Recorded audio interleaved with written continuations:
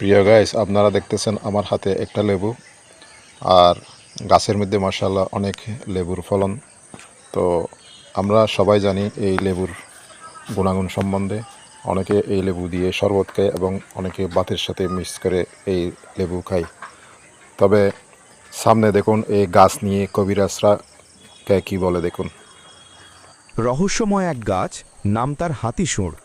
এই হাতিসুঁড় এতটাই শক্তিশালী ঔষধি গাছ যে হেকিম এবং কবিরাজরা এর বিশাল ঔষধি ক্ষমতার কথা বিশ্লেষণ করতে গিয়ে কান্না করে দিতেন। গ্রিক ও আরবীয় হেকিমদের মতে এই হাতিসুঁড় গাছের এমন কিছু আধ্যাত্মিক ক্ষমতা আছে যা অন্য সব ঔষধি গাছের মধ্যে নেই।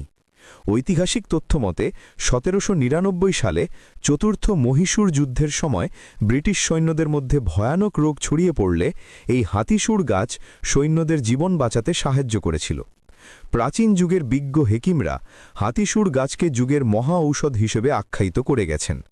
আজ আধুনিক চিকিৎসা বিজ্ঞানও এই হাতিসুঁড় গাছের ঔষধি ক্ষমতা দেখে চমকে গেছে। হাতিসুঁড় গাছের বৈজ্ঞানিক নাম হেলিওট্রপিয়াম ইন্ডিকাম এবং ইংরেজি নাম ইন্ডিয়ান হেলিওট্রপ। আপনি যদি হাতিসুঁড় গাছের ঔষধি ক্ষমতা জানেন তাহলে চমকে যাবেন। এবার চলুন। কোনো কবিরাজের বাপের সাধ্য হবে না আপনার ক্ষতি করার। আপনি করবেন কি, শুক্রবার জুম্মার দিন গোসল করে এই দুধিয়া গাছের 1 ইঞ্চি পরিমাণ মতো শিকড় উঠাবেন এক নিঃশ্বাসে। তারপর একটি কবজে ভরে যদি আপনার কোমরে রাখতে পারেন, ইনশাআল্লাহ পৃথিবীর কেউ আপনার কোনো ক্ষতি করতে পারবে না। এই গাছটা শনিবার বিকাল 5টার সময় এক নিঃশ্বাসে ওয়া আল্লাহ বিসমিল্লাহ 3 বার বলে গাছটাকে তুলবেন। তুলে নেওয়ার পর আপনার স্বামীর নাম নিয়ে ফু দিবেন। 3 বার ফু দেওয়ার পর আপনার স্বামী সারা জীবনের জন্য আপনার